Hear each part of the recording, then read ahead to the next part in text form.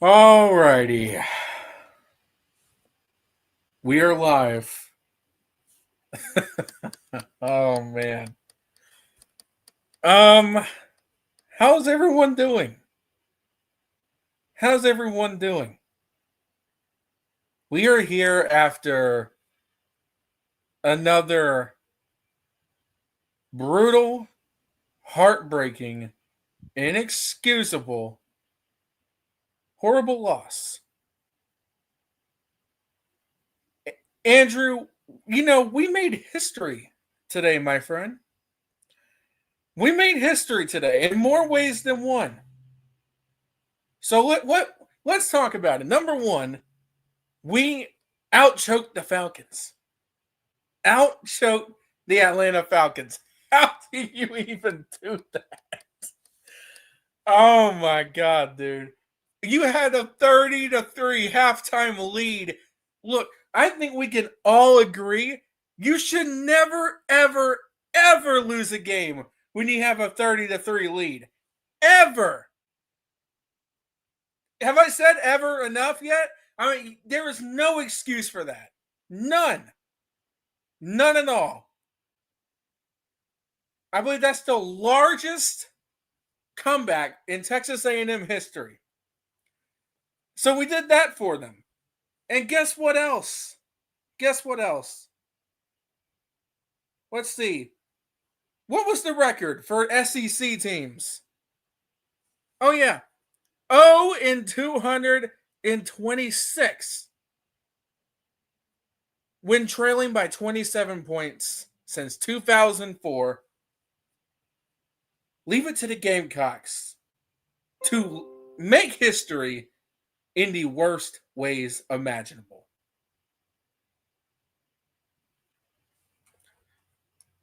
Just inexcusable, man. Inexcusable. Let's see who we got in here. We got Sentient, Zanino, Eddie. Good to see all of you in here. Wolverine's also in here. Andrew, what are your thoughts, man? I just just horrible, man. Well, there is one correction I must throw into your statistics. It was not 0 in 226, it was 0 in 286. This, uh, I texted a friend after this game and told him that the temperature of Beamer's seat had risen exponentially after this game, and I think that's the best way to put it. It's not just that you lost. Everybody expected you to lose. It's you were gifted a 30-3 lead and you found a way to throw it away. Texas A&M did everything to give you that game in the first half. They missed 2 field goals. They missed a chip shot. They had 3 turnovers in the first half. The I mean, they couldn't stop the run. They let Jacobs catch that long touchdown pass. There was nothing they could do. They were getting absolutely boat raced and dominated in their own house in the first half, and with a 30-3 lead, instead of finding a way to hold on to it, which since 2004, 286 SEC teams or two or teams in 286 SEC games have figured out how to do it. You found a way to lose the game, to not put up any points at all in the second half. uh, you couldn't. It felt like in that second half you struggled to throw the ball. You couldn't complete a pass to save your life. You took sacks in situations where you could have ran or thrown it away. And on 4th and 16, when the game was on the line, instead of just throwing up a Hail Mary, you decided to run it. Which, speaking of running it on fourth down, they ran on fourth down on the first drive. Coming out of the gate in the third quarter, they tried to run it up the middle. Where have we seen that before? It's almost as if Mike Shula never left and they got stuffed. So it just felt like in the second half they reverted back to what they were under Mike Shula, and they just found a way to throw away a game. And I think that Shane Beamer's seat is on fire. at this point. I couldn't have said it better myself, man. Look, you want to know how you're a Gamecock fan? When you have a 30-3 lead and it doesn't feel safe. But here's the sad part. I actually let myself hope a little bit. I made a mistake. I actually let myself have hope at halftime. We had a 30-3 lead. We were up by 27 points. And I thought, look, we no way we blow a 4-touchdown lead. But then again, I guess I forgot I was pulling for the Gamecocks or something. Because we constantly find ways to just whenever you think that something bad can't be outdone, the Gamecocks say, hold my beer. That's what they did. They said, hold my beer. And like you said, and I will say, I do apologize. I read the statistic wrong. I saw a 2 when it was an 8. So I do apologize for that. But that's even worse. Oh, man. The worst type of losses are the ones that you have hope for. And I want to apologize to all Atlanta Falcon fans. Because I made fun of the Falcons after the 28-3 loss. I made fun of Auburn after blowing a similar lead a few years ago. I'm not laughing about it anymore. This was worse. I mean, well, when I say this is worse, obviously, I mean, nothing's worse than blowing a 25-point lead in the Super Bowl. But you had a 27-point lead on a top 3 team in their house. You should never, and I mean ever, lose that game. I don't care who you are. I don't care at what point the game. I don't care when it is in the ball game. First half, second half. I don't care. You should never, ever, ever, ever, ever lose that game. And it is inexcusable that you did so. And Andrew, I think we need to have a brutal discussion on Shane Beamer because am I wrong, Andrew, for saying I think we hit a new low today? Am I wrong for saying that? Like, this is a new low. I mean, you're not wrong. This was a new low today. This was the biggest blown lead that any FBS team has blown all year, the biggest comeback in A&M school history. And I didn't see this statistic today, but I'm pretty sure this is the biggest blown lead in South Carolina Gamecocks football history. I'm pretty sure. And it's not just that we had hope. At the halftime, I think we all felt as if we had assurance, even if we didn't want to say it because we knew about the history of South Carolina football. I felt that we had this feeling that we all had assurance that South Carolina would win the game. That this would be like the Oklahoma game again, that, South Carolina's going to win, get a big win, turn it around, make a ball game. We thought, yes, this is what happens when you get rid of Mike Shula, that everything would come together, everything would work, and that they'd be able to turn it around because that's just, what South Carolina has done in November under Shane Beamer. And it looked like that for the first half. And then in the second half, they just proceeded to, run conservative play calls and to complete one of the most embarrassing feats in the history of South Carolina Gamecock football, that is blowing a 27-point lead. I didn't even think that was possible. Yeah, and you brought the Oklahoma game last year. That's exactly how it felt to me. Like in the first half, that was exactly what I was thinking. This is a lot like the Oklahoma game in 2024. And in a lot of ways, it was, except you were playing a good offense this time. Oklahoma was never going to do anything in the second half of that game last year. But guess what, pal?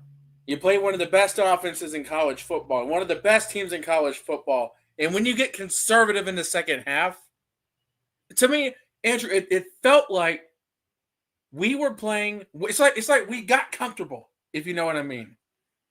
It felt like we got comfortable. Yeah, there's no way that A&M is going to catch up to us. We could just be as conservative as we want. And it bit us in the ass in the most painful way imaginable. Let's look at some comments here. Again, Eddie says, Ryan, exactly. I honestly felt we may lose. Sorry, but this is from decades of disappointment. Sorry to say. No, you're not wrong, Eddie. You're not wrong. I don't think, but the thing is, too, and yeah, I didn't really feel the safest, but at halftime, I was like, dude, I think we're gonna win. I mean, I really, really did. And we lost. Even if I give it a couple TDs, we still only had to score maybe a touchdown to hang on. Yeah.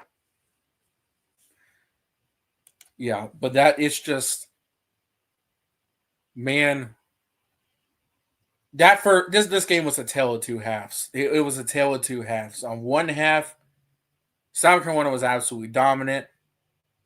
You know, you had some deep shot touchdowns, one to Dre Jacobs, in a long touchdown by Nick Harbor, where I think he ran all the way into the tunnel, and then that incident with the Texas A&M cop happened, which that officer better check himself, and thankfully he got let go for that, because that was just a dick move, man. That was a dick move, but it is what it is, and unfortunately Harbor is injured, and I think he's in the hospital because he had a blow to a chest on a first down, which is very, very unfortunate.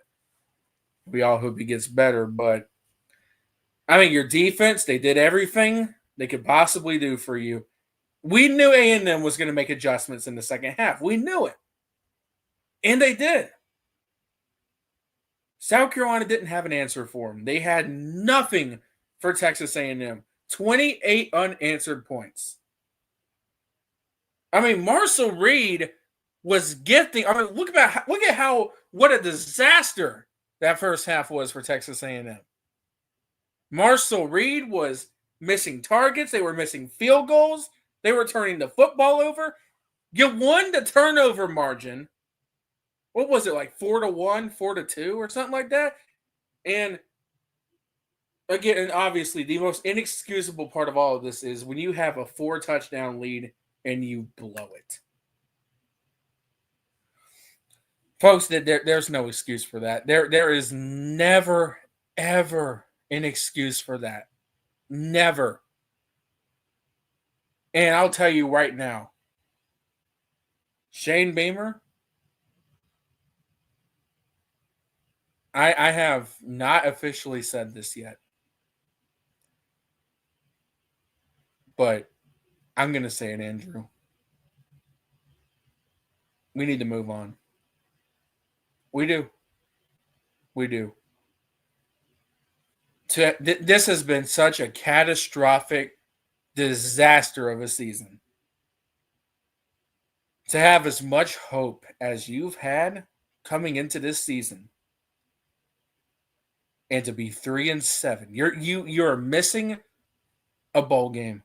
I have defended Beamer at times here at South Carolina. I've been a fan of Beamer. I've appreciated the positive interactions I've had with him, but I cannot defend him for this. How can anyone defend him after this? How? Unless you're some kind of sunshine pumper who is just blindly loyal to a fault, to a school, which, by the way, look, I will always be a Gamecock fan. I'll always love Carolina. But that's bullshit to me. The whole blindly loyal to everyone. No, I am not blindly loyal to a coach. I love the Gamecocks. And I don't care who's coaching them. This was a low point. This was a breaking point for me. Well, we won 9 games last year. Wow, 9 games with an NFL defense. Wow, what'd you do this year? This is another. This is another season where your defense is playing very well for you. Every single year, all the offensive line hires, the offensive coach hires, All these issues. And no, I don't think Beamer gets fired, but the writing is on the wall, man. This is not going to end the way a lot of us wanted it to. I'm sorry. It's time to move on, y'all. It is time to move on. It is time. Well, who are we going to get? Y'all, there are coaches out there. I mean, well, we're paying Shane Beamer $8 million. There are better coaches out there that get paid less than him. If South Carolina really cares, they'll open the checkbook. They have money. Look at all the money they're spending on renovations. We have money. And at this point, I'm done defending Beamer. I'm not. And the thing is, everyone's going to be, well, what are you going to say if he has a better season next year? If he somehow has another 2024 season next year, well, then guess what? That's another problem. Because that means there's an inconsistency problem. 2022, you win 8 games. 2023, you miss a bowl game. 2024, you win 9 games. 2025, you miss a bowl game. So even if next year, to some of these sunshine pumpers, just say, well, what are you going to say if he does better next year? That's a massive consistency problem. And you're not going to get by doing that. I'm sorry. We've had enough of this bullshit. You constantly produce the worst offensive lines. Your coaching hires have been horrible. And on top of all of that, you blew a 27-point lead. I'm done with it. What do you got to say about this? What's up, Gamecock Chuck? What do you got to say about this, Andrew?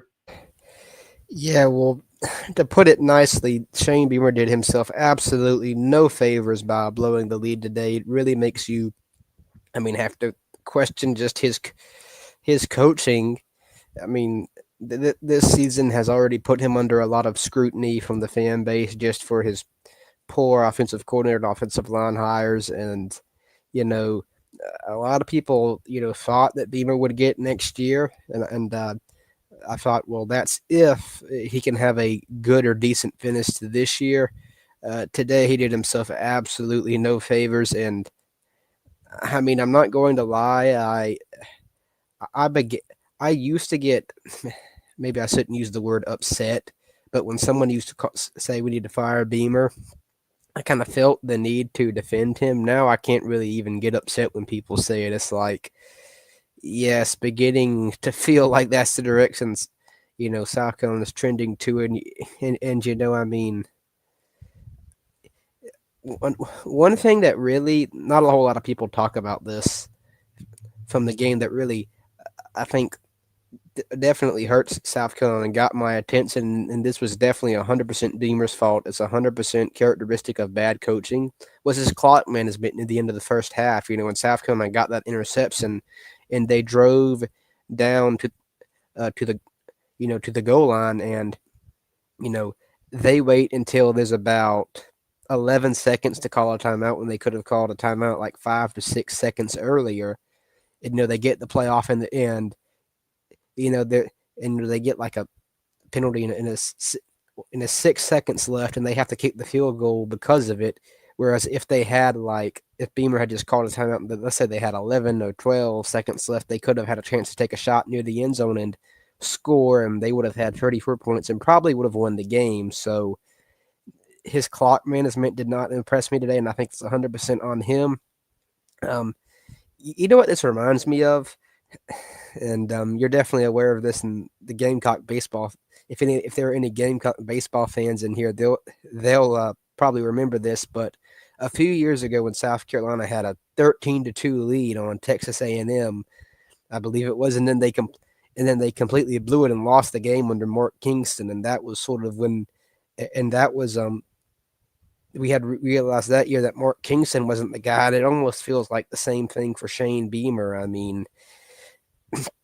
Beamer will get these, last 2 games to sort of, see if he can, win them and, I guess save his seat heading into next year, which he'll be on a very tight lease next year if he does, having to hire new offensive assistants and,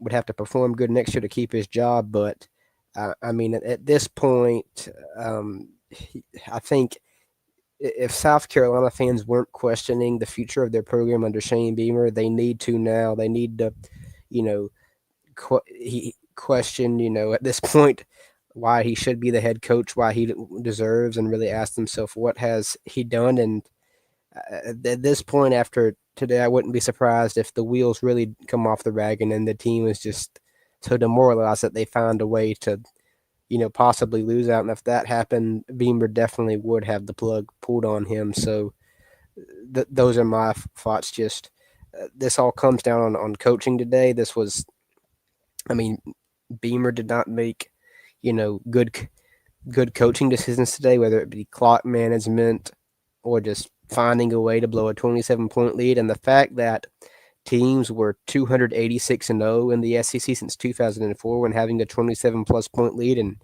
he found a way to, be the one, and he found a way to, I guess, snap that streak of, teams being 286-0 when having a 27-plus point lead since 2004. Especially considering how bad that season is. I mean, that fans really need to consider that and think about that when considering his future at South Carolina and his ability to coach. For a long time, I thought we needed to give him time to learn how to be a coach because he hadn't really been an offensive coordinator or a defensive coordinator. At this point, I'm just starting to think he's a special teams, recruiting coordinator type of guy, and that's it in terms of his coaching abilities. I couldn't. Oh, were you done? I'm sorry. But yeah, man, I 100% agree with you. And here's what I will say. Zanino says it's never going to get better, man. Even if we do fire Beamer, we're not going to hire anyone better. We will never be a good football team again. And Zanino, I understand where you're coming from, man. I've had that thought for a long, long time. But I will offer a rebuttal to that. We can't keep some guy around just because we don't think we can get anyone better, or just because we don't think we'll never be a good football team again. I'm sorry, but if we have the mentality that, well, we got to keep this guy around because, well, I don't think we can get anyone better. We'll never be good again. Like that's a mentality that keeps you there, man. Like I hate to say that, but that's being okay with mediocrity. Saying, well, we'll always be terrible, so screw it. Let's just keep this guy around. To me, that's not only keeping around a big problem, but that's telling people you don't actually care about winning and getting better. To me, like that's my opinion on it. Like, I understand everyone, like, we're not gonna hire anyone better. Well, actually we could. We could. There are coaches out there that if you pay them, they will come here. And I do believe there are people who can come and do better than Beamer. Yes. But if we always have this mentality like, well, we should just keep around the horrible coach because, we're never going to get anyone better, that keeps the problem, man. If you know what I mean. And I'm not saying this to come at anyone or anything. I'm just giving my take on it because, look, I've had your thoughts, Zanino. I have had your thoughts for a long time. But it's just, look at Indiana, look at Vanderbilt, look at Georgia Tech. I mean, these were teams that have been in the dumps for a while too. I've actually heard the same argument be made from Georgia Tech fans when they fired Jeff Collins. They were like, well, who the hell are we going to get that's better? And they hired Brent Key, and look where they're at now. Now, do I think Georgia Tech's a world leader? No. But they're better. They're a hell of a lot better than where they are right now. Zenio says, for the record, I don't think we should keep him anymore. I'm just saying no matter what we do, it's always going to be pain and agony. And I understand where you're coming from, man. I do understand where you're coming from. But I do actually believe that we can get someone in here that can win. I mean, we got Steve Spurrier. Who would have thunk it? Steve Spurrier to South Carolina. Who would have thunk it, right? And no, I get it. He didn't win the SEC or anything like that, but you know what he did do? He gave us this taste of relevancy. And he showed us all, hey, this is what we can be. This is what South Carolina football can be. And that's what we should expect it to be. Because, beating Clemson and going to bowl games, that shouldn't be the standard here. And for a while it was. But one of the first things Steve Spurrier did when he got to Columbia, he tore down the Beat Clemson posters. And he said, well, that's not the expectation here. Beating Clemson is something that will come with it. Our goal is to win championships. My point in all of this is I 100% get what you're saying, but I don't think we should delay the inevitable just because,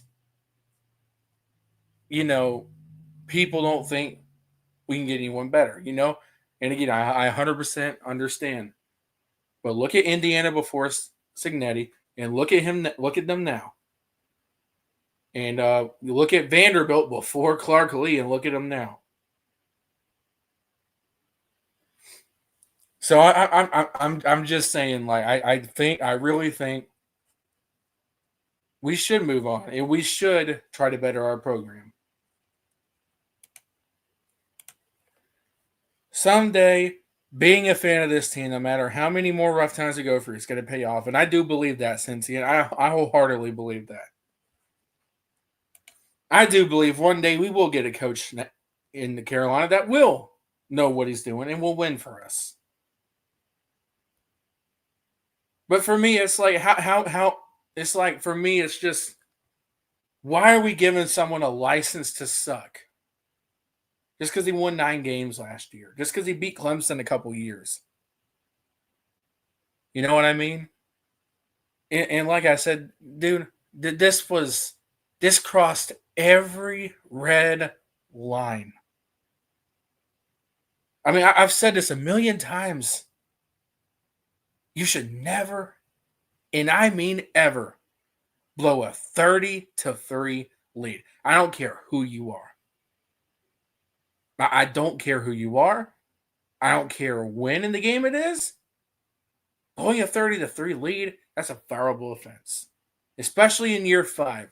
And here's the other thing: when you have all this talent, and we could argue this is probably the most talented South Carolina team on paper that we've had since the Spurrier days, and we are 3-7.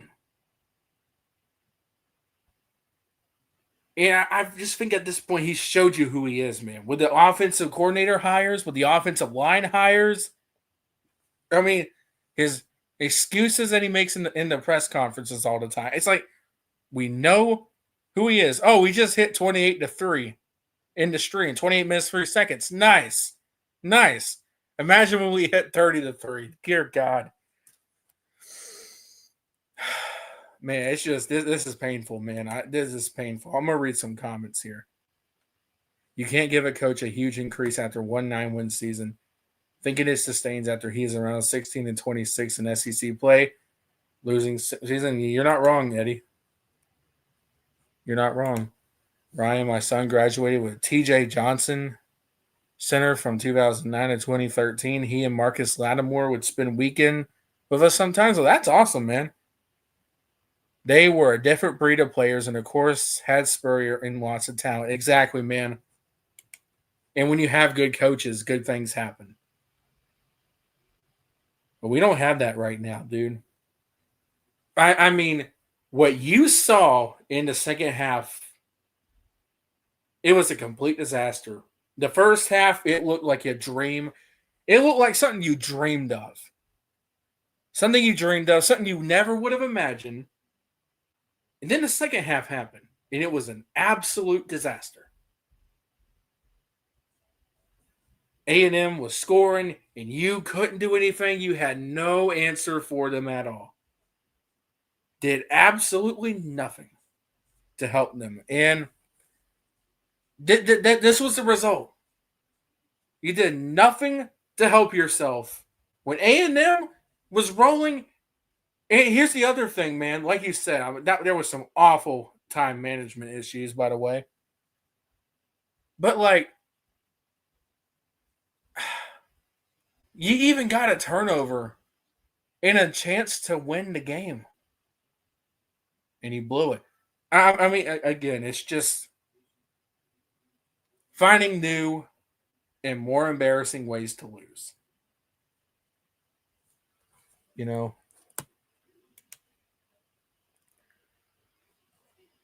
and you know, and Andrew just sent me something, and I'm going to read this too. Beamer is what is he? 16-24 in SEC play. And look at Muschamp. Muschamp was 17-22. Spurrier was 44-40, and Holtz was 19-29. So Beamer's worse. Beamer's worse than all of them, y'all.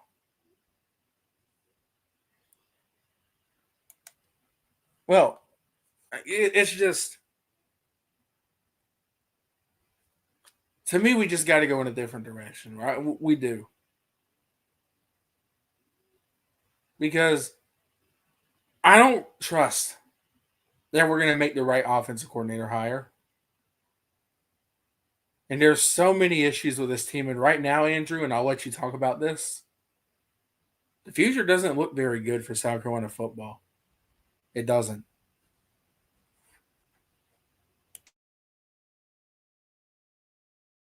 Yeah, I agree. I think that's the biggest takeaway of the situation right now. The future is not bright. And, I remember, you know, 2 years ago when well, yeah, 3 years ago when South Carolina beat Clemson in Death Valley, the announcer said, and the arrows are pointing up for South Carolina football. And how after last year, it felt like the arrows were pointing up. And that was really, if nothing else, I think Beamer's big selling point, his I guess biggest argument for what he was going to for what he was accomplishing at South Carolina, that he had sort of changed the attitude, the public perception. He had changed the momentum, he had changed the momentum so that the arrows were pointing up, and I think that's the reason why we all, really bought into it. But now it's gotten to the point where, he's sort of become inconsistent. The arrows are, or sort of pointing down for him and his tenure. So now it feels like that when the arrows are pointing up, that was just a sort of a flash in the pan, and not. It just felt like that now that the first few seasons have passed, and now we get to really see who Beamer is. It feels like Beamer is more of an inconsistent coach rather than someone who can be consistently good. And something else that I wanted. I did want to say regarding Beamer hired a new offensive coordinator. I mean, he's been 0 for 4 on offensive coordinator hires, so I mean, it's definitely a reason to distrust him there. I mean, I will say that from what Gamecock Central insiders have said, it's kind of sounds like Beamer has sort of started to realize he needs to move on from a pro style offense, but at the same time, I mean, we won't really know until he hires the next offensive coordinator. I mean, I don't know who would want to come to South Carolina knowing that Beamer's seat will be on the line next year, assuming he doesn't get fired at the end of this year, which is becoming more and more of a possibility, and a possibility that I think Jeremiah Donati will have to consider when he evaluates things at the end of this season. So, I mean, yeah, just Beamer has lost the momentum that he was able to build on and brag about during his first few years of South Carolina of moving the program in the right direction. It now feels that the program is moving in the same direction it was under Muschamp. It feels very similar to the Muschamp era. His record in SEC play is almost identical with Muschamp. In fact, it's worse. And I mean, compared to the other three SEC coaches, I'm mentioned he has the least amount of SEC wins. I mean, granted, Holtz had more losses, but I mean, to be fair, Holtz took over during the middle of a 21 game losing streak, so I don't know if you can really compare them there. But yeah, it's just his SEC record is looking mediocre. I think that not enough people are going to talk about the fact that South Carolina finished the SEC play this year 1-7. The last time South Carolina had a record in SEC play that bad was in 2015. And prior to that, the last time South Carolina had a record in SEC play where they only won one game or less was in 1999 when they went 0-8 in SEC play. So this is in terms of Shane Beamer and South Carolina's record in SEC play this year, this is a historically bad, SEC record, going 1-7 in conference play. One of the worst records South Carolina has had in SEC play in the history of their program. Not enough people are going to talk about that when evaluating Beamer's tenure. So, I mean, it might feel or look sudden, all this heat that's coming on Beamer, but considering how inconsistent his tenure has been, and considering how horrible they were in SEC play this year, and just how horrible the offense and offensive line has been over the course of his tenure, you have to admit he deserves it. Yeah, and number one, I want to say thank you, Gamecock Chuck, for that. I appreciate it, sir. Yes, sir. Everyone hit the thumbs up and support this channel and help it grow. We talk about the Gamecocks every single week on this channel, and I would really, really appreciate everyone hitting the thumbs up and subscribing to the channel. And hey, look, we tell the uncomfortable truth on this channel. Not a lot of people want to hear, the quote-unquote negativity. No one wants to hear the truth because sometimes the truth is brutal. But it needs to be said. And we're no sunshine pumper. We're not going to blow a bunch of smoke up your ass. I don't believe in that. We're going to be brutally, brutally, brutally honest here. Wolverine says, if Indiana, who is historically one of the worst Power 4 teams, can find a coach that gets them to the playoffs, so can South Carolina. Exactly. Exactly. I almost said Indiana. Exactly, Wolverine. And here's the thing, too. Indiana, historically, is worse than South Carolina. They're worse. But look at what they're at right now. So, again, who the hell ever thought Indiana would be where they are right now? With all love and respect to the Hoosiers. Who thought Indiana would be where they are right now? Who thought Vandy would be where they are right now? Believe it or not, the Doors still have a shot. They still have a shot at the playoffs. Georgia Tech still has a shot, too. Georgia Tech is pretty much, I think, right back into the driver's seat. So, exactly, Wolverine. And that is literally what I have been saying for a long, long, long time. Put the money. Indiana mostly put their money into their basketball program. You are preaching to the choir, Lucas. You are preaching to the choir. But yeah, man, just pain, Andrew. Just pain. Because again, in the first half, it felt like, like you had assurance. And you choked. You choked. Beamer choked. And again, there's no excuse for that. There's no excuse for blowing a 27-point lead. I don't care who you're playing, and I don't care at what point in the game you have a 27-point lead. You should never, ever, ever do that. Just inexcusable. And again, this is a lost season for South Carolina football. It's lost. No bowl game. Look, what would it really mean for us anyway? If I'm being brutally honest, because the season would have been a failure no matter what you did today, right? Even if you found a way, even if you beat Texas A&M, even if you beat Coastal and Clemson, it still would have been a failure compared to expectations. It wouldn't have mattered what bowl game you ended up in. The freaking Duke's Mayo, the freaking Casparilla, it would not have mattered. It wouldn't have mattered.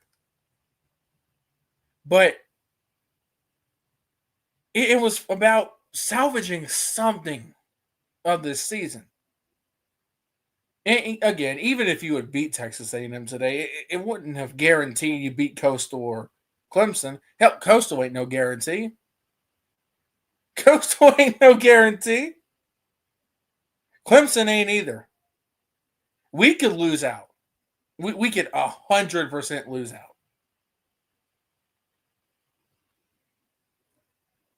I mean, you got outcoached in the second half, big time. A&M made adjustments.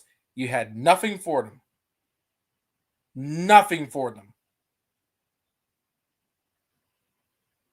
And, typical South Carolina football, finding ways to make history in the most laughably embarrassing ways possible. That's what you did. Dillmaker's in here. Dillmaker says Coastal will win. Dillmaker, I can't argue against that. I can't argue against that. What's up, Tiger Raven? Good to see you, buddy. Need to make a move, man. We need to make a move. Do I think Beamer gets fired at the end of the year? No. But I think it is time. I think it is time.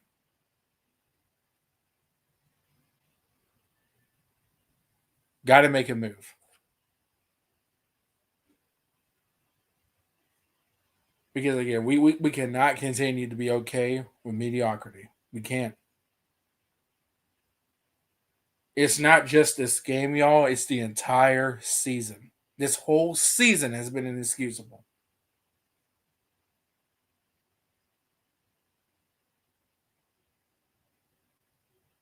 And like I said, the worst type of losses are the ones where you have hope. And when you're up 30-3, as I've said for the millionth time, you should never lose that game. Ever. But you did.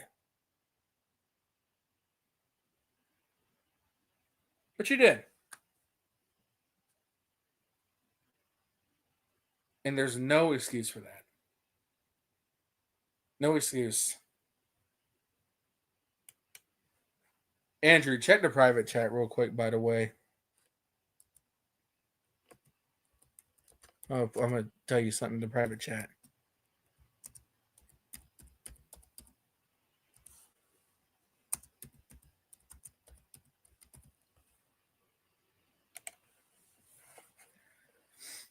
But yeah, I was gonna say we can unmute and just do what we did before. We don't have to do the whole, again. But Wolverine says, "All right, South Carolina fans, be honest. Which loss was worse, the Citadel loss, App State loss, or the loss today? Well, Citadel loss. Yeah, I would say, Citadel loss for sure. But still, in terms of, I guess, in terms of the quality of the opponent, the Citadel loss was the worst loss. In terms of a blown lead, this was the worst loss. I would say. I wouldn't say the App State loss was the worst loss because App State was a decent team that year, but this was the worst loss because, in terms of, obviously the blown lead because you had never blown a 27-point lead before, and just for me, it's not even that you had hope; it's that you had assurance, and you found a way to blow it. In the Alabama game, they had hope and blew it. In this game, they had assurance and blew it. And that's something that's just very difficult to do. It's happened only a few times throughout really the history of college football, and you found a way to do it. And that all comes down to coaching, and at this point, you really do have to question if Beamer is the guy, not just because he found a way to let go of hope, because, that sometimes happens. You have a lead in a game and you blow it, but you didn't just have a lead. You had a massive lead. 4 touchdowns. You were killing them. And you found a way to do the unthinkable. What's going on, Dillmaker? Good to see you, my friend. What's happening, gentlemen? How y'all doing? We are miserable. How about you? Hell, if I'd be any better, I'd be a damn daisy. I think we'd all rather be a daisy right now. What the hell did y'all expect? Like, in all honesty, at the end of the first half, did you expect us to come out and win 60-14? No.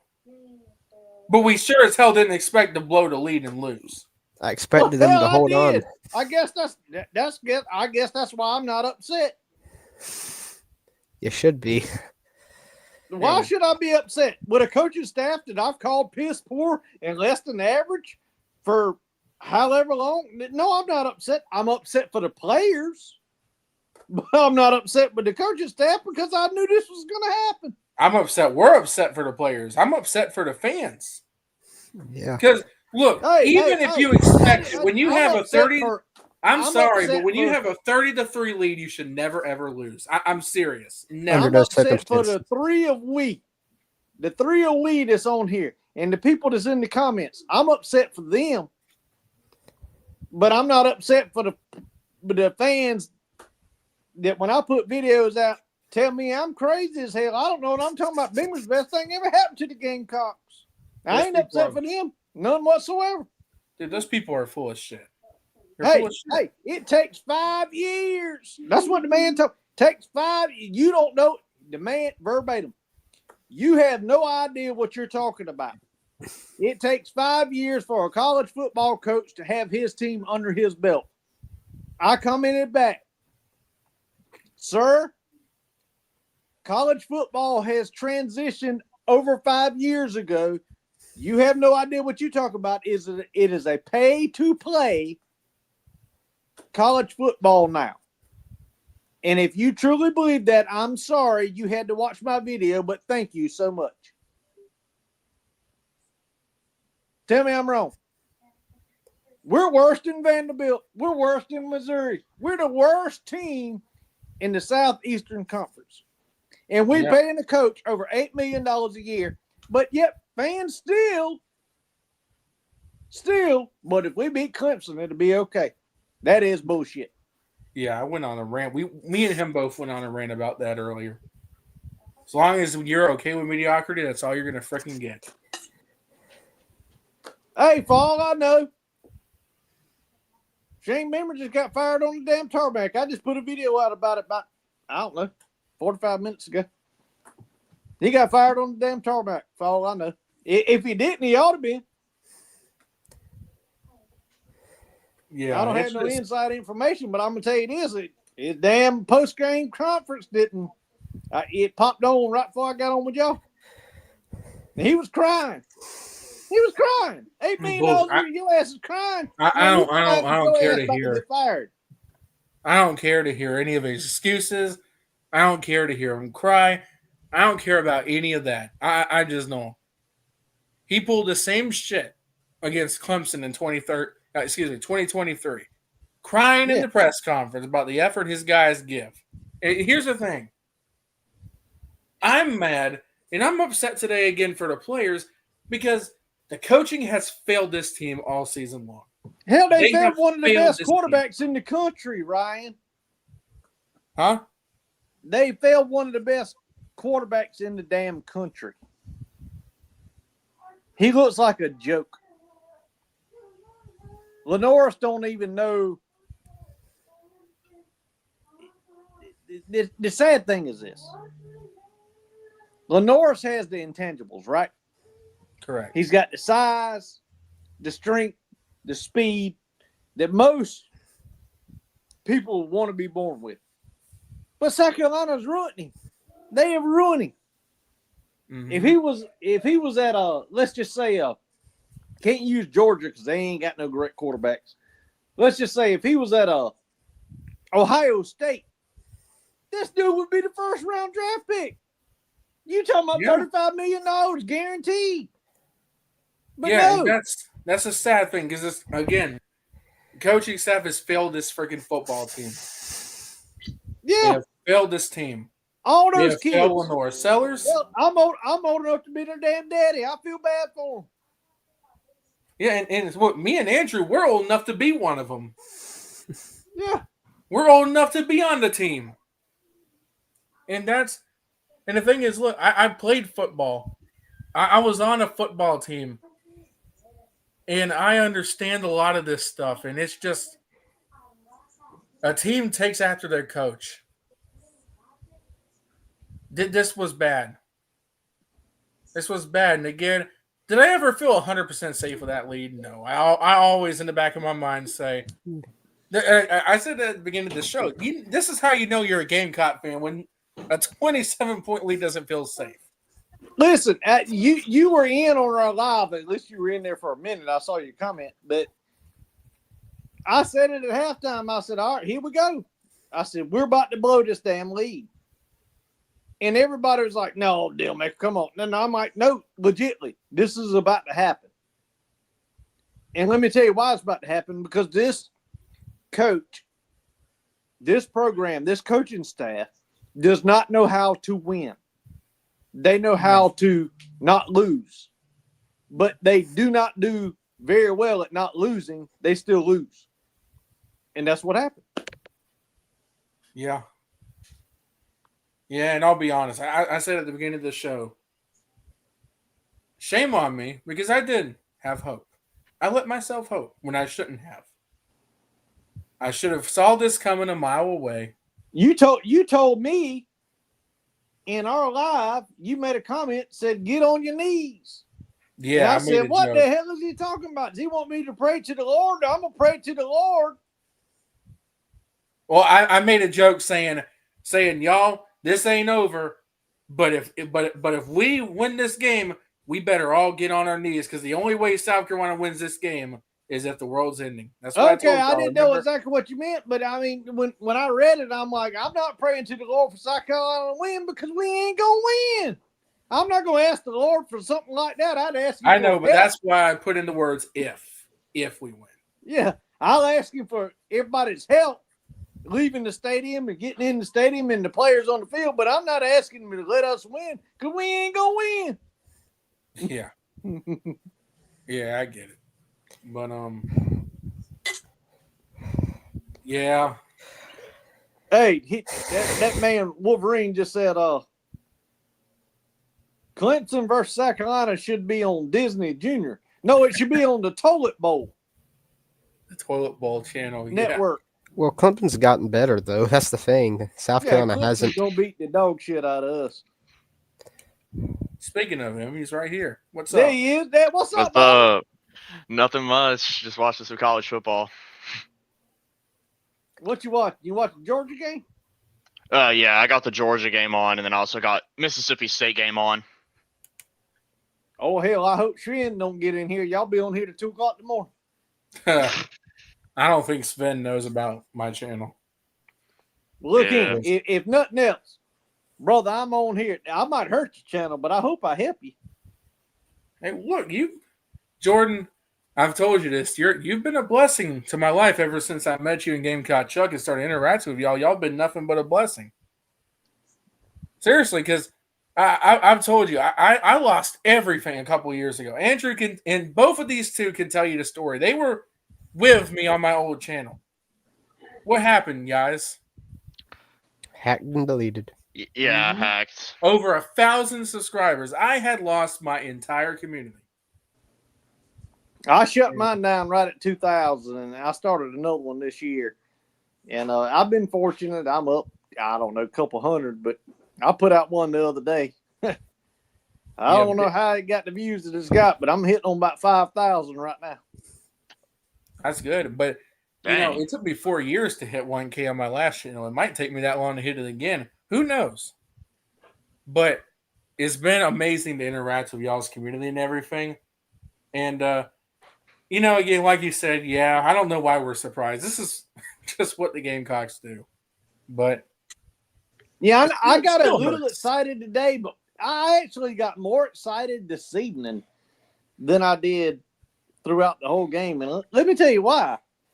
Because I actually believe, now I ain't got no rumbles or phone calls. I ain't talked to my family. Ain't nobody heard nothing. You know what I'm saying? But I'm like, this dude ain't put out a post-game press conference. Maybe they fired his ass on the sideline. You know what I mean? And maybe he gone. But no, hell no, I was wrong. He's still there. But I put a video out about it anyway. And, you know, it is what it is. But I'm telling y'all, Ryan, you were a witness when I did it. I told y'all at the beginning of the season, Coastal Carolina was going to beat South Carolina. You did. Now, I'm telling you, do I believe that's going to happen? It's far-fetched. But if it does happen, I'll be the very first one to say, I told you. I told you. Yeah. We were ranked 13th in the country and should have been ranked 83rd. I didn't believe none of it from the beginning. Shane Beamer is a hell of a recruiter and a hell of a special teams coach. He cannot develop talent and he cannot hire good coordinators or coaches. That has been proven. I'm sorry. This is my team. I've been a fan of this team since the early 80s. 40-some years. I'll never turn my back on my team. But I have turned my back on this coaching staff and these players I feel for.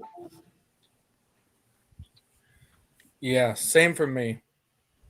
Same for me. You know, earlier in the stream, we were talking about that. It's like, look, I'll never not be a South Carolina fan, but my loyalties lie to South Carolina. They don't lie to any coach because the program's bigger than any person or thing. Let's see. Hey, if it wouldn't get your ass kicked off of YouTube, I'd pull my shirt off right now. And I would show y'all I'm 43 years old and I'm still ripped as hell. But on top of that, that ain't the reason I'd pull my shirt off and show you. The reason is what I got on my damn arm right here. And guess what that is? A Gamecock tattoo? For life. I got it. Look here. When I'm dead, my casket, that ain't never going nowhere. That's a true Gamecock fan right there. That's right. That's right. Tiger Raven says, Piskin Pete thinks that Clemson will still lose to South Carolina because our defense and offense were still the same as garbage against Louisville last night. Man. You know, all respect to Piskin Pete, but I disagree. I think Clemson beats us. I do. No, I will say, though. We'll shoot ourselves in the foot. I was just going to say that, man, Clemson, they've absolutely disappointed this year. They was expected to be like a really good team. I even thought they were going to be really good. Me too. Hell, they were ranked better than we were. Yeah. They were in the top 5. I projected Clemson to go like 11-1 or 12-0. Like, I thought Clemson was going to be really good this year. All right, but is it Wolverine? Is that what your name is? Yeah, you could call me Wolverine. All right, Wolverine. Let me ask you a question. And I'm being as realistic as I can be here. Yeah. You got a coach, and I'm talking about Yabba Dabba Dabo.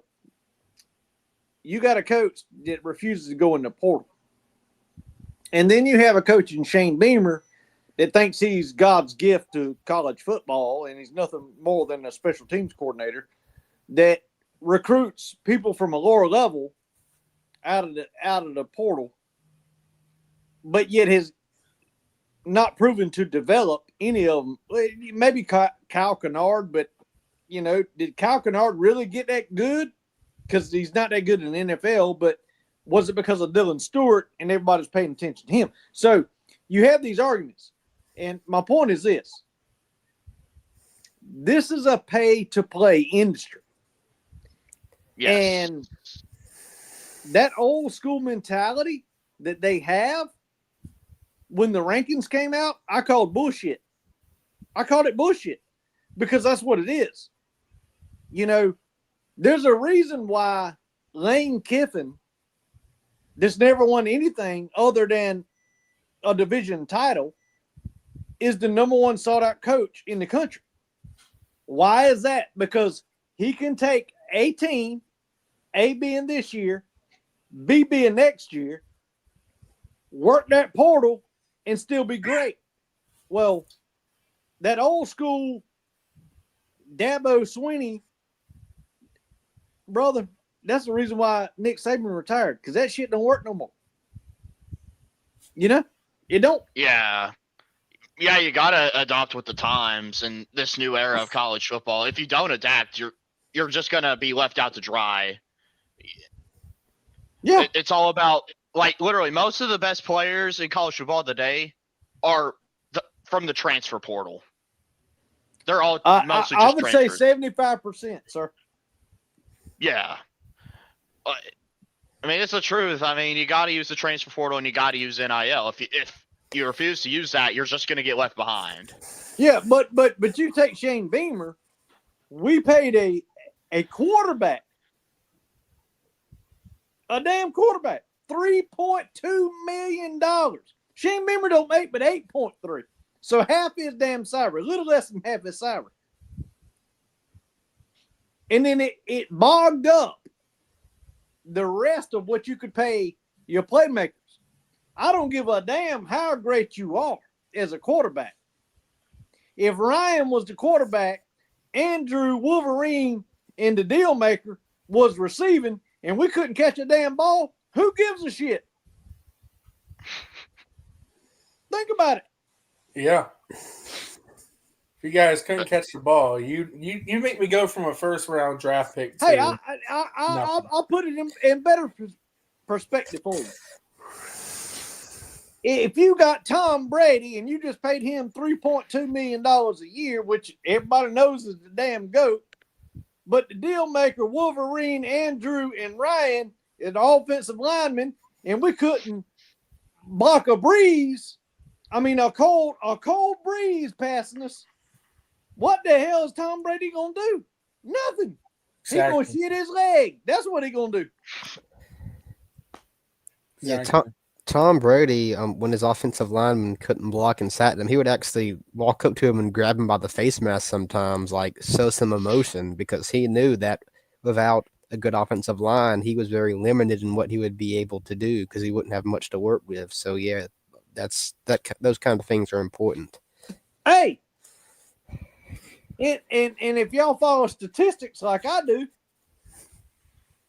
we've got the most sacks in college football to date. I saw it. To date. Yep.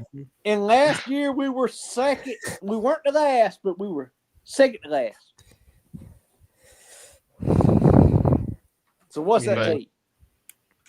But I'm just going to say, South Carolina fans, I wouldn't give up hope entirely on South Carolina football yet. Because, like I said, I'll never give up on South Carolina football. If Indiana, of all teams, like Indiana is historically one of the worst power teams to ever exist. Like, they have the second, like, lowest winning percentage in the Power Four. Worse than us. Well, I know Northwestern has, like, the worst, but, I mean, I think everybody knows that. Northwestern ain't good at anything. You talking about Indiana, that basketball team is playing football now? That who you talking about? Yeah, like, if they can get somebody to literally just come in, like, Kurt Signetti came in and made an immediate impact. Now, keep going. If Indiana can do that, South Carolina can do that. South Carolina is they're a bigger brand than Indiana. Wait a minute, Wolverine. Are you saying right now that our $8.3 million coach that is making more money than Signetti, that was making $200,000 less than James Franklin? Are you sitting here trying to tell me that we can do better because we're in the SEC? I mean, yeah, I'm saying that. Well, guess what, brother? You're 100% right.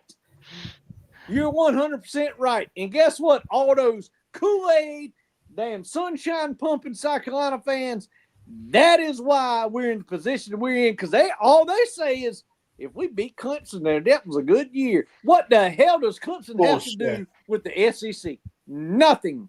Bullshit. Man, there ain't nothing more that pisses me off than that narrative right there. Oh, if we just took a bowl game and beat Clemson, it's a success. Bull freaking shit. Earlier this year, after South Carolina lost to Oklahoma, somebody put on, X, where should we go? Social media on, where should we go from here? And I saw the official Twitter account for touchdowns of 5 points for the, 5 points ball in Columbia beat Clemson. I'm like, you just lost to Oklahoma.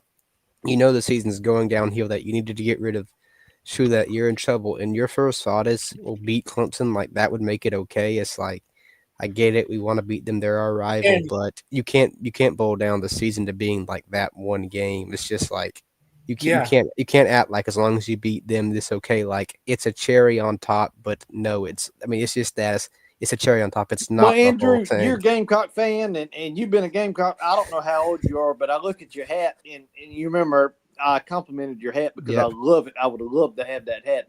That was back. That was actually a Lou Holtz hat. Yep, it is. I can send you the link to it, though, Maker. Which the funny thing is that did you send me the link for it? I'm going to right now. Okay. Yeah, the funny thing is they actually messed up on this hat, the design, I think, a little bit, but yeah. But I told you then, talking about what you're talking about now, after, Holtz was he wasn't a great coach for us. He was up in age, but he is the one, he and Spurrier were close friends, and Spurrier, left I guess, what do you call them now? The Redskins. I don't know what they call them now. Commanders. And he was the one that said, hey, you need to hire Steve Spurrier. And that's how we got Steve Spurrier. But I say all that to say this. Do you remember on our second year, we were losing? I've talked to you about this before, and I'm pretty sure we were losing to, was it Auburn or LSU? I think it was Auburn. And we had put up a hell of a fight coming in halftime. And we were down only like by 7. Auburn was ranked like really high. And after the game, we ended up losing the game. But after the game, Spurrier said, what the hell are y'all cheering for? We were down. We lost the game. What are y'all cheering for? He said, matter of fact, I told him to pull the signs down in the locker room to beat Clemson. Clemson, we don't care about Clemson. We want to win an SEC title around here. If you win an SEC title, then you have a chance to play for a national championship. And that, my friend, is the mentality that we should have, but we don't have anymore. Yeah, Spurrier cared a lot about winning. I don't remember that because I was only 2 years old when that happened, so I was a little too young. But yeah, I think South Carolina fans need to have this mentality of, just beating Clemson, that's not enough. Just losing close games to good teams is not okay. You need to finish. You need to compete for it, and how competitive you are in the SEC and in these, fights for the playoffs and top 25 rankings. That should be the true metric of, judging a head coach, not by how many times he can beat Clemson. That's just one game, the game we want to win. And yes, it feels good to win, but it's just one game. It's one game out of 12. Well, you heard what Dawn Staley said the other day, right? I mean, Palmetto points take you a long way, but it'll take you to a national championship. They don't. You know what I'm saying? I mean, it can help in in-state recruiting battles, and it feels nice, but it's just one game. Yeah, it's one game, it's one team, and they play another conference, so who cares? Yeah. I'd rather – listen, I'm going to say this right now. Do I enjoy beating Clemson? Yes, I do. I will never not enjoy beating the hell out of those orange hillbillies. But at the same time, if you gave me a choice to go 11-1 every year with one loss to Clemson, I would take that. Honestly. You damn – hey, I would take – listen. I would take the 9-3 every year, and one of those 3 be the Clemson, and us playing a damn SEC championship game. I swear to God, I take it every year. Well, people should. And one thing it reminds me of, I'm sure you all remember this, but do you remember when Ohio State fans wanted Ryan Day fired last year just because he couldn't beat Michigan? Then he turned around and won the national title. It's like, okay, I get it. You want to beat Michigan. They're your biggest rival. It's nice to beat them, but the ultimate goal is to win a national championship, and that's this one game, and Ryan Day can do that, and he has done that. So at the end of the day, yeah, it would be nice if we can beat them, but why would you want? They have a little better argument, Andrew, than we do because they're in the same conference. Well, yeah. But at the end of the day, he still won the national title. Exactly. Exactly. All that matters. Only thing that matters. Man, I remember when that was going on. Ohio State fans, in my opinion, they sound like the biggest idiots alive when they said they wanted Ryan Day fired. Like, yeah, fire a coach who wins like 10 games a year. Yeah. Yeah, who does? Hey, listen, I feel the same way about Penn State. You just fired a dude that brought you from misery after Joe Paterno died, okay? He just brought you out of everybody knew who Penn State was. You were a blue blood. Then you were lost. Nobody even brought you up. He brought you out of that to be a winner again. And now you fired the man? I'm like, what? This doesn't make sense. Well, And you know what they say? Yeah. Well, he couldn't win the big game. Well, guess what, my friends? Steve Sarkisian can't win the big games either. But his ass is still a coach at Texas A&M. You look it up. Look it up. But anyways, Tiger Raven says, we were lucky to win yesterday, all because Louisville missed 2 field goals and an extra point that wind up costing the Cardinals a shot of the going to the ACC championship. The missed extra point was the difference. All right. Well, let me say this, and I'm gonna jump off. Okay, I'm gonna let y'all have y'all show. Let me say this: Tiger Raven, is that his name? Yes. Y'all didn't win shit. Louisville gave y'all that damn game. Y'all didn't win shit. When you bring in a damn kicker that ain't kicked but 2 or 3 times in the whole damn year, and you can bring him in for the winner, shut up, man. That's dumb coaching. That is actually Shane Beamer style coaching. That's how dumb that was. Love y'all to death. We love you. Thank you for stopping by and joining the show, Dealmaker. Spurs up till your toes are up, and let's fire Beamer and get a new coaching staff. Amen. See y'all. You have a good See one, you, my man. friend. But yeah, man, ACC is so bad. Yeah. But you know what sucks even worse?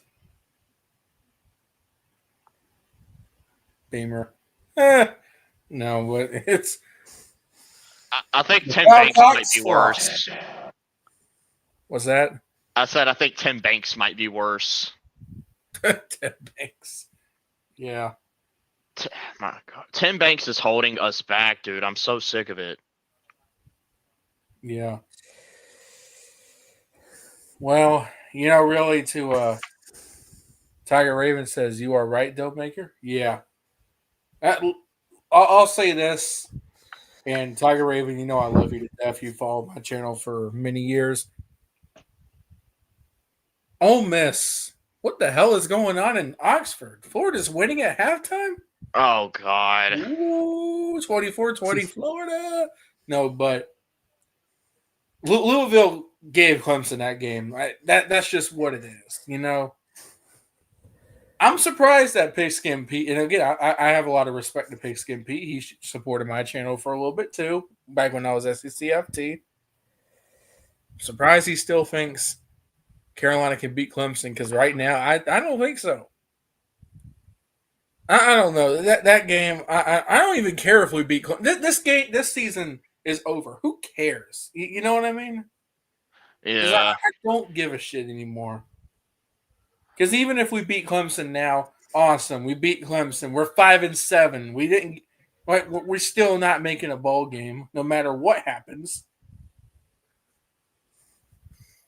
But you know, if there is something positive, my Oklahoma Sooners beat Alabama. Oh, yeah. Thank you for that, by the way. You're welcome. For that. You're welcome. Dun, dun, dun, dun. Hey, Bama. Dun, dun, dun, dun. Hey, Bama. Dun, dun, dun, dun. Hey, Bama. We just beat the hell out of you. Rammer jammer, go OU. Yeah, Oklahoma's my second favorite team for those of you who don't know. And honestly, I'll always pull for Carolina, but because Carolina's season is over, I'm gonna be riding hard with the Sooners to end the season. You know, because at least Oklahoma still has something to play for. You know what I mean? Yeah, they could still make the playoffs. Yeah, I mean, now obviously you can't slip up to Mizzou and LSU. And I feel like Oklahoma should win those games, but they still kind of scare me a little bit, if that makes sense. Because they're both losable games. Yeah. And I still don't think Oklahoma's offense is perfect. I still think we have issues offensively. That will hurt us in the playoffs. But it's just, for me, it's like that to beat Alabama 2 years in a row. When people thought Oklahoma was dead, you beat Tennessee on the road at night with dark mode and everything.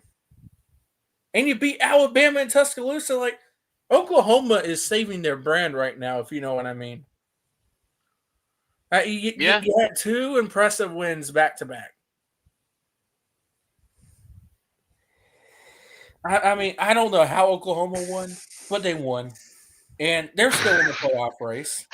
They just updated the playoff bracket and Alabama ain't in it. I still think Bama makes it. But, you know, they'd had to lose to Auburn, I think, wouldn't they? Yeah. Does anyone really think they're losing to Auburn? Well, it isn't Jordan Hare, so it is in Jordan Hare, so I think Auburn will probably make it close. Oh, it'll always be interesting in Jordan Hare. Like, it is. Even if you don't think it will be, there will be some weird shit that goes down that makes us think but Alabama will win. Alabama will win as much as that makes me. Alabama will win that game. Yeah. But as for our Gamecocks, choked harder than the Atlanta Falcons. Don't worry, Falcon fans. It could always be worse. You could have blown a 27-point lead instead of a 25-point lead.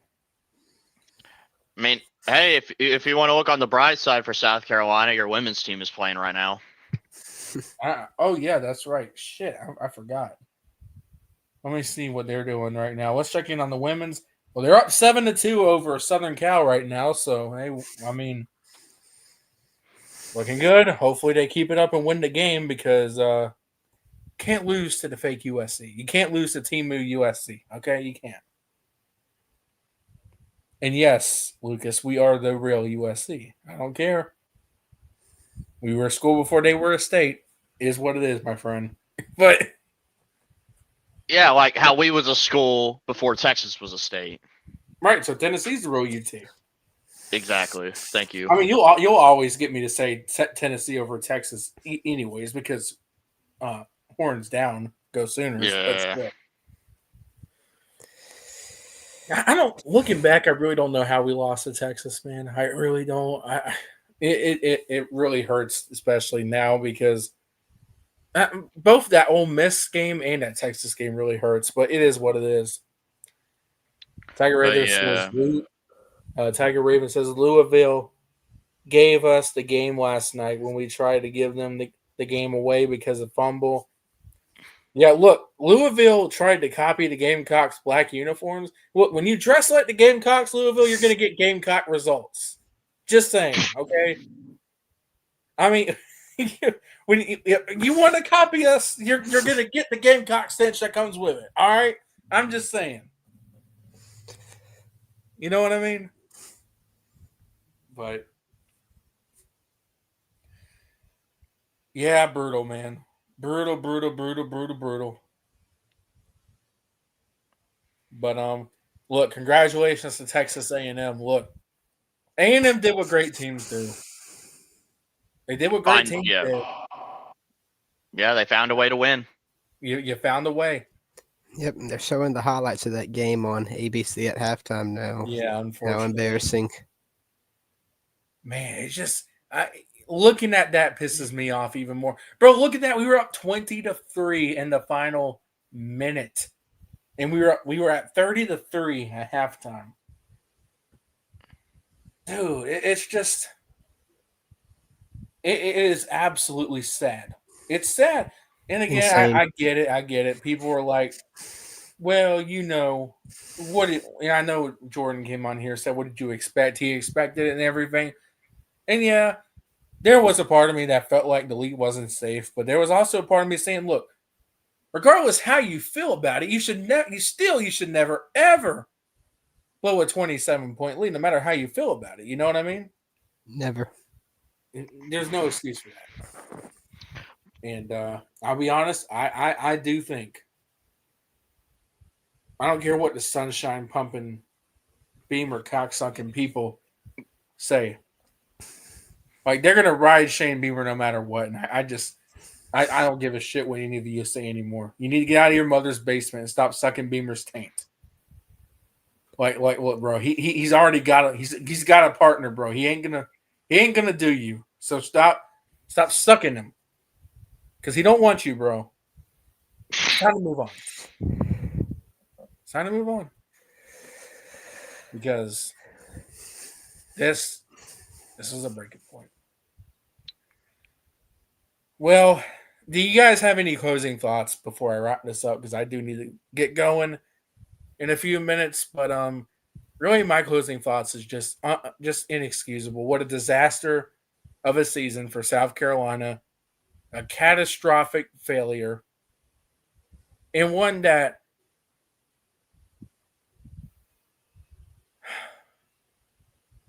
you better take a hard look at who you want to be as a football program, because you're facing some decisions that you're going to have to make if you want to be successful.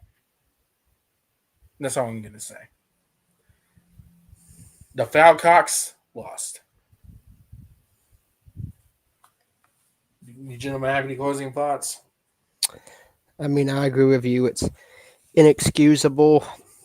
I didn't think Beamer would be fired after this year, but considering the horrid result of today's game and the fact that, they very well could perhaps find a way to lose to Coastal and probably will lose to Clemson, it will be very interesting to see the decision that the athletic department takes. And, it'll be interesting to see what Donati does when evaluating Beamer and his tenure. But Beamer's seat is on fire now. And I don't know if he can or will survive it. He hasn't really shown much that would indicate he could. Yeah. That's the thing, man. Like, what confidence? It's like everyone's like, well, I still want to give Beamer a second chance. I'll give him another chance and see if he can hire the right guy. But my thing to that is, whatever. I respect everyone's opinion, but my only question to you, if you are on that, is what gives you the confidence that he's going to make the right hire? I mean, every offensive hire he's made has sucked. Like, what's this going to be like? His fifth offensive coordinator coming? What makes you think after 5 tries he's going to finally get it right? It's like that's just my opinion. Look, if you think Carolina should keep Beamer, whatever.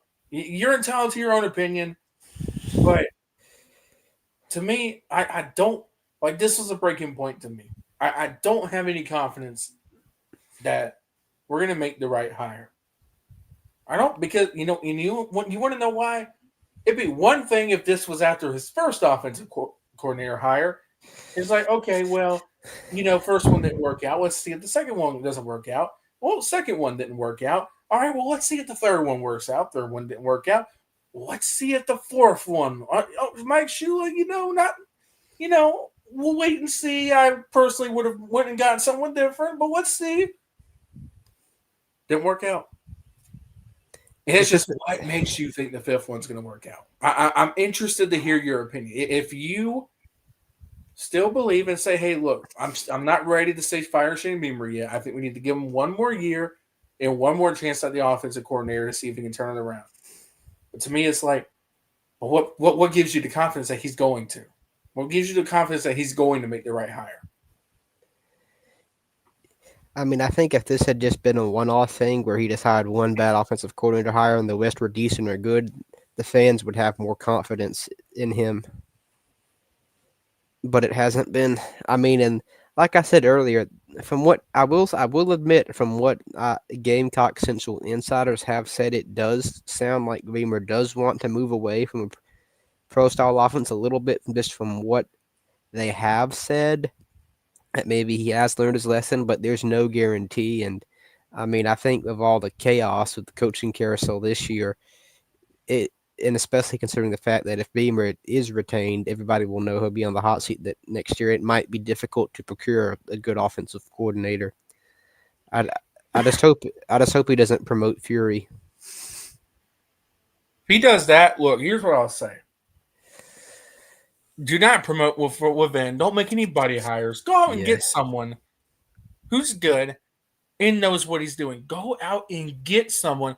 But I'm going to say this. I don't think he's getting fired this year. I don't. I think they're going to keep him. Here's what I'm going to say. Because I think that they're going to bring him back, even though I think we should make a move. This is, again, the next offensive coordinator is his final chance. Because at this point, the season's over. Like, you have nothing to play for. I mean, you really don't. Who cares? Who gives a damn if you win the next 2 games? You're missing out on bowl eligibility. So it's over. What's beating Clemson this year going to do? Honestly, other than give you a couple bragging rights. Just so you can rub it in your Clemson friend or aunt or uncle or granddaddy or cousin's face. Like, what's that going to do for you, man? What's that going to do for South Carolina? Just beating the Tigers this year. Yeah, I'm not suggesting we should give up just because we're not making a bowl game. No. My point is, though, like, what does it matter, man? Like, we got to start thinking about the future now because it's over. Like, we're home for Christmas for the second year out of 3. 2 out of 3 years, we'll be home for Christmas. No 6 wins for you. I remember that from SEC Shorts. Yeah. That's the one I'm taking it from. No AutoZone or sugar bowl or swag bags on the tree. It's like that's the dilemma that stares you in the face right now. Like this is like you've got to start planning for the future now because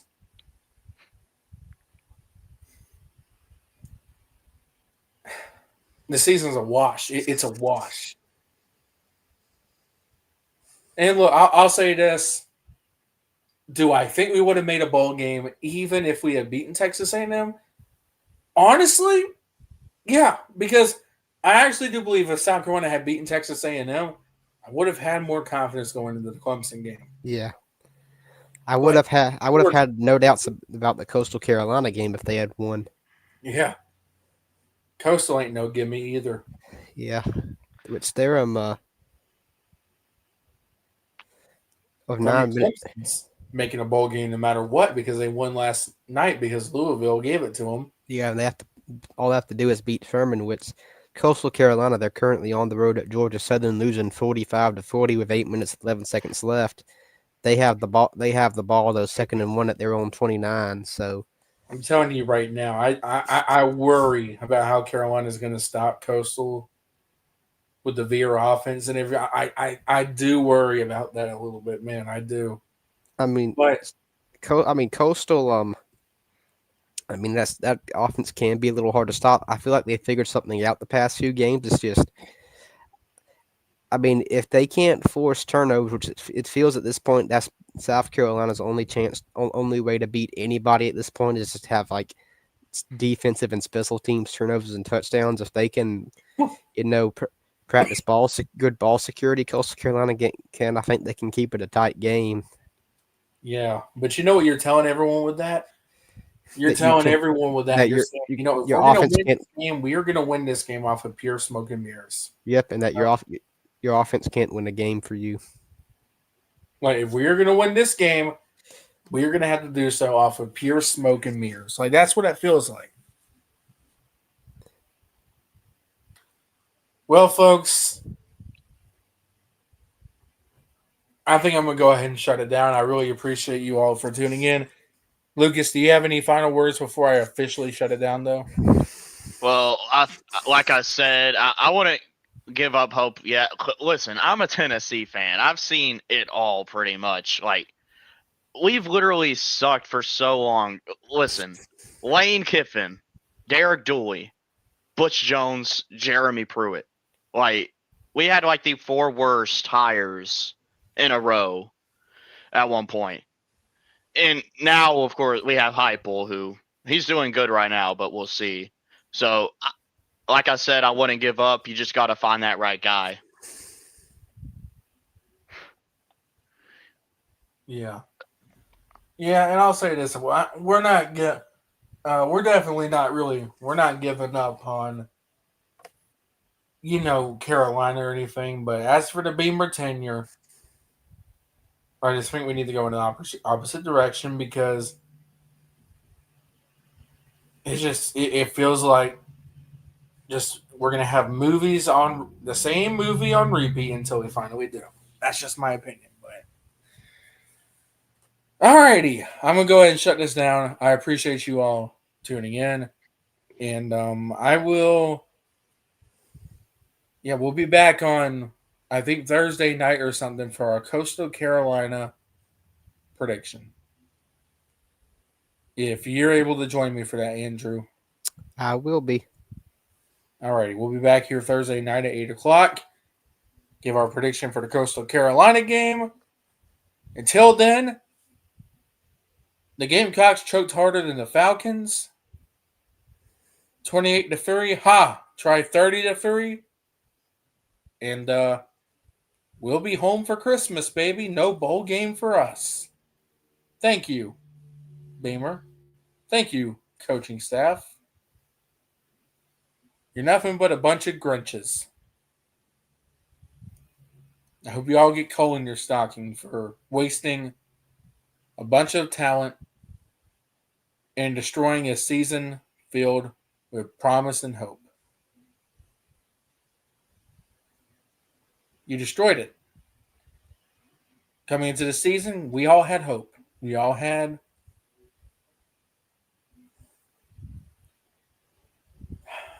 trying not to get upset.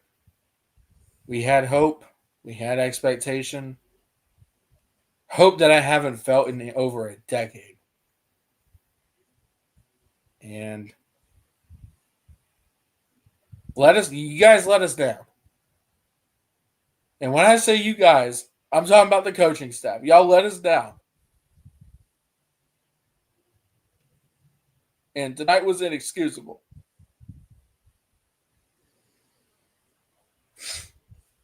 Y'all have a good one.